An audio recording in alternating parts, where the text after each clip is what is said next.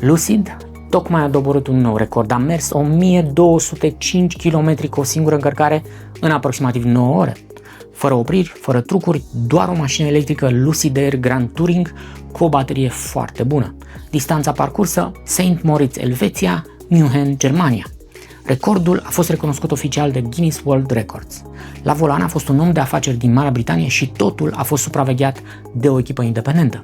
Recordul acesta a fost cu 160 de kilometri mai lung decât recordul anterior. Este o mare realizare care pune presiune pe firme ca Tesla, Mercedes sau BMW. Toată lumea se întreabă cum a fost posibil în condițiile în care mașina are 831 de cai putere și un sistem electric de 900 de volți.